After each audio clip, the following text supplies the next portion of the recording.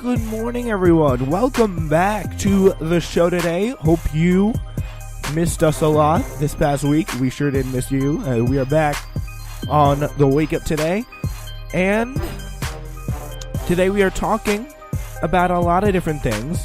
The first one is, of course, the Hanoi Summit. That's coming up. Trump's leaving today to go talk to North Korea. Also talking about tensions in Venezuela.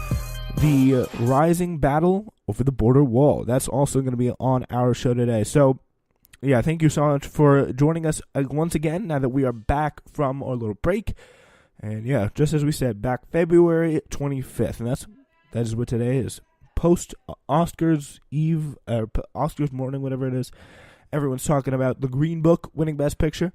That's all well and good. But we do have some news to get to. And we're starting at the White House, 1600 Pennsylvania Avenue in Washington, D.C., where today Donald Trump departs for Hanoi to meet with Kim Jong-un for the second summit on the future of the U.S.-North Korean relations, a welcome distraction for a president facing increasing turmoil at home and the possibility, again, of a Mueller report coming out very soon. Yeah, so the trip is a respite for Trump from the big week taking place in Washington. Right now, there's going to be a House vote on the national emergency Trump has declared at the southern border, appearances by the president's longtime fixer, Michael Cohen, before 3 congressional committees, and continued speculation over the release of the Mueller report, which could change the course of Trump's presidency. You can suck all the oxygen out of the entire room and captivate the entire world. One Trump advisor told Philip Rucker and Josh Dawsey of the Washington Post of Trump's decision to hold the summit following the 35-day government shutdown. But still, prospects are less than high for Trump and Kim to reach a substantive deal, as negotiators have yet to define the terms of what denuclearization for North Korea would look like, according to David Nakamura of the Washington Post. And again, there is definitely a lot of stuff, a lot of important goals to get to here, a lot of things that they are going to be trying to achieve, but the biggest is going to be denuclearization. And I mean, do you really trust Trump? You're here to get it done. He's certainly going to need some other people. He's going to need some sort of experienced diplomats. And again, it's going to be very interesting to see what comes out of this deal, because a lot of, I think what they did was, and I'm not even sure if they actually followed through on this. The U.S. was like, we're not going to hold our war games in South Korea, as that kind of threatens North Korea, and North Korea hates them. But what we are going to expect from you is just try to denuclearize it or something. I think that's what happened last time, and people didn't really like it. So we'll see what happens now out from this moment here. But Secretary of State Mike Pompeo appeared on CNN Sunday and said the bucking of Trump's previous declaration said that the North Korea remains a nuclear threat. And obviously he's right about that. They still have nuclear weapons, hence they remain a nuclear threat. He said that the New York Times' Ed Wong and David Sanger report on the delicate role that Pompeo will play this week to try to keep the summit from, quote, unquote, going off the rails. Here's the kind of key part from that article where it says, Pompeo must keep Trump from being duped by North Korea's wily leader, who is half the president's age. I don't really know why that matters, but I guess. He also needs to prevent the president from undermining the American negotiating position on denuclearization. Pretty much has to babysit him and say, oh, no, he doesn't really mean that. Sorry, Kim. In private discussions with North Korean experts, Pompeo has conceded that he would be lucky if the North agrees to dismantle 60% of what the United States has demanded. But he said even that would be more than any other administration had achieved. So he is hoping to get something done, but he is not obviously expecting complete and total denuclearization of the Korean Peninsula. But still, he would settle, according to New York Times, for just that little step forward in the right direction here. So, so the opening of liaison offices in each other's capitals would be a step forward for transforming relations between the two countries. A declaration that the 1950 to 53 Korean War is over would be a move toward a permanent peace regime on the Korean Peninsula, while it shouldn't be too hard to make progress on the search for the remains of the U.S. servicemen killed in the Korea War. So that's obviously going to be important for a lot of families here, being able to see their loved ones that they lost in the Korean conflict. And so that's from the Post Simon Denier. So those are other things that some people here may be focusing on. In return, North Korea would almost certainly demand sanctions relief. Pompeo said Sunday that the core economic sanctions imposed by the UN Security Council have to remain in place until the country completely denuclearizes, but other steps are possible. So that's kind of where they could go on that. But there are some doubts in D.C., of course. Henry Kaziani, an analyst for the Center for National Interest, polled 76 national security and foreign policy think tankers and experts for predictions on the summit.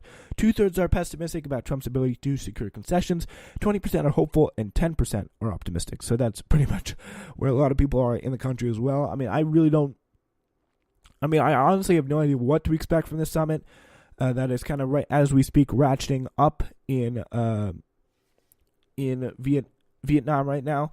But we can only hope for the best. And this is, again, one of the points where you want Trump to succeed. You want to take a nuclear threat off the table, but you really think with his IQ going into this, and you know that it's not all going to turn out that great. If we're being completely honest here, it's not gonna turn out that great.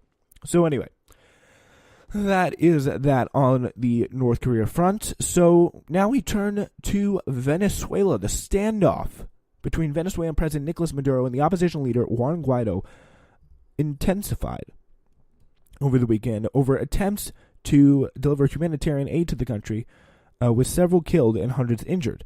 It was a critical weekend for Guaido and his allies in toppling Maduro's military forces that descended into violence and chaos Saturday across a string of border flashpoints, showing both growing defiance of Guaido and the U.S.-backed opposition, but also Maduro's willingness to fight back. So Maduro's not going to go down without a fight here. It's very, very important that we start to realize this, and maybe that Guaido is a little bit shaking in his boots. So the attempt to move humanitarian aid into Venezuela, opposition leaders hoped, would prompt members of Venezuelan armed forces to defy Maduro by refusing to carry out orders to block delivery of aid to fellow countrymen in desperate need of food and medicine. So, that's what they would think to do. And again, there is a big debate right now in Washington, mostly on the left and the right, about why Maduro isn't accepting aid from the United States. I would personally lean toward they are accepting aid from other sources, not from the United States. The Red Cross and other major humanitarian organizations have said that this aid should not be, this aid is kind of BS, and there is a possibility that Elliot Abrams, who has used humanitarian aid pretext to sneak in weapons to not Colombian, but other kind of opposition forces. So that's what he could be doing here right now, just handing weapons to Guaido in the pretext of in the pretext of aid or something of that nature. Would be pretty. Not the craziest thing in the world. I'm just going to say that. So that could be where a lot of the kind of resistance is coming from on that front, and we don't. I think it is definitely it's acceptable and it's somewhat understandable, especially in the light of a tweet by a U.S. senator that we'll get to in a moment. So Vice President Mike Pence right now is heading to Colombia today, where he will appear alongside Guaido, Colombian President Ivan Duque, and the Lima Group, a coalition of countries in the region aimed at meditating the Venezuela conflict. A White House official told Power Up, the Washington Post branch, the visual messaging is intended to highlight support for regime change in Venezuela, which should not be viewed as a U.S. effort, but something the entire Western Hemisphere is pushing for, and the Trump administration also supports. Okay. So U.S. Aid Administrator Mark Green will travel with Pence, Landon Loomis, a special Pence advisor, and Mauricio Claver Caron, a senior director at the National Security Council for Western Hemisphere Affairs. U.S. Special Representative for Venezuela, Elliot Abrams, has been advising Pence on the run-up to the trip, but is not part of the delegation, per a White House official. This will be Pence's fifth time traveling to the South and Central America as vice president, and he's largely led U.S. efforts surrounding Venezuela. The Veep first traveled to Colombia at the end of 2017, where he called for an end to the tragedy and tyranny of the Maduro regime and vowed to work with democracies in the region to isolate him. His message remains the same on that front, a White House official told the Washington Post. So, yeah, that is where we are at with the Venezuela situation. The play of stopping humanitarian aid didn't really work, or putting of trying to spur a rebellion inside the forces of Venezuela, that didn't really work, because they just didn't reject the humanitarian aid when they just rejected the humanitarian aid when the United States brought it over, so didn't really work out that well. So, all right, that play didn't work, but now to the response here. Representative Ro Khanna of California, probably one of the most progressive Democrats in the House, tweeted the U.S. intervention will help Maduro rally support and lead to more bloodshed. Can we listen to Pope Francis? Let the Vatican lead diplomacy and not get America into another war. I'm all for not getting America into another war here. Kamala Harris opposes military intervention. She was the first, actually, she was the first presidential candidate to announce she would extend temporary protected status to Venezuelans fleeing the country, which Trump has consistently rolled back over the past 2 years. So, there has been, on the Pompeo side, he teased that there has been additional sanctions on Venezuela, and that there are to be had, and further action will be contemplated. And again, it's really sending mixed messages here with humanitarian aid and tons and tons and tons of economic sanctions that really end up hurting the Venezuelan people. You turn around and say, send humanitarian aid. Like, no, it's like getting humanitarian aid from your enemy, if you're looking at it from Venezuela's perspective here, which could be a little bit of a window in why they are so unwilling to accept this humanitarian aid, because again, it's coming from a country who, in their minds at least, I think obviously quite clearly so, actively wants to destroy them. It's just that simple. So, yeah, there's more humanitarian assistance I think we can provide. Wink, wink. And Pompeo told CNN's Jake Tapper, I think we will find other ways to make sure that food gets into the people who need it, and we will. I think we'll find other ways to make sure that the food gets into people who need it, and we will. That doesn't make that much sense. But, yeah. The point is he wants to get food in. So, yeah. Here's the first part. Kamala Harris, on the Democratic side, over on the Democratic side, Kamala Harris saying, what's happening in Venezuela is a crisis. The people who have fled Maduro's dictatorial regime deserve safety and protection. As president, I would immediately expand the TPS status to Venezuelans. It's the right thing to do. America must show moral leadership in this hemisphere. Absolutely right there. Good decision to move. But, on the other hand, Marco Rubio went out and did a side-by-side Twitter picture of Gaddafi when he was leader and sitting in like a